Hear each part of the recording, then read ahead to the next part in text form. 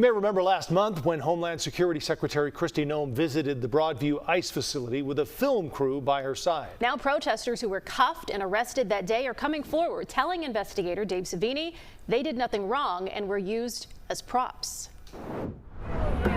A team in combat gear riding along an armored vehicle with a helicopter overhead made for a stunning backdrop as people like Kyle Frankovich were taken into custody. An agent grabbed me, threw me down. I was then zip-tied and detained. Frankovich was one of about a dozen protesters detained on October 3rd outside the Broadview ICE facility. He's placed along a guardrail. That's him on the right in the light blue shirt. I was pulled to the ground and ordered arrested. Juan Munoz was also there, protesting. And detained with the plastic handcuffs and led away fairly quickly without any explanation. He's an Oak Park Village trustee. I was being held against a guardrail, made to stand there for 40 minutes, not knowing what was happening. I was not told that I was accused of anything. The day they were detained was the same day U.S. Secretary of Homeland Security Kristi Noem and Border Patrol Commander Greg Bovino were at the facility. It felt very much like we were just being used for this political theater. Kristi Noem was able to walk past us, surrounded by photographers, videographers, essentially just getting us in the background as she walked by. Then look what happened. Homeland Security sent out these social media posts showing Kyle in handcuffs. This one said, "We will not allow violent activists to lay hands on our law enforcement." And they also posted this government promotional video. And there's Kyle again. He and Munoz were never charged with any crime. They wanted somebody to have on display.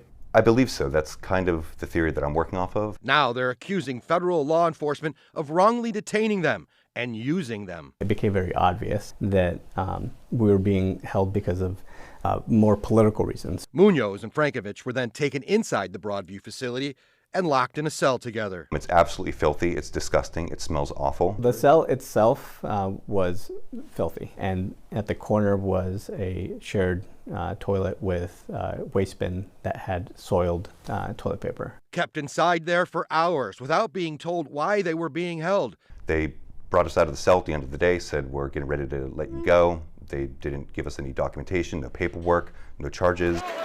Frankovich says he was familiar with other aggressive acts by agents at Broadview. A week earlier, his fiancée recorded this video. As I'm watching these agents approach and continue to shoot into the crowd, I heard someone yell something like, "On your right, they're ambushing you." Leah Kunkel was shot in the face with pepper balls while protesting. They were shooting them directly at people's faces, torsos.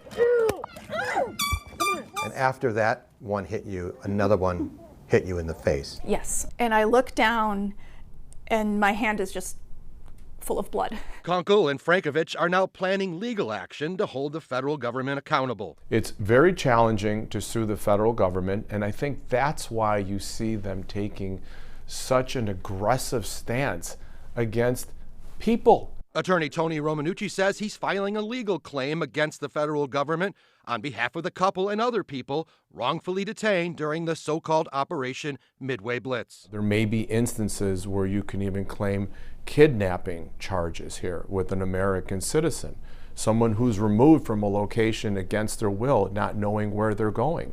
That's a kidnapping.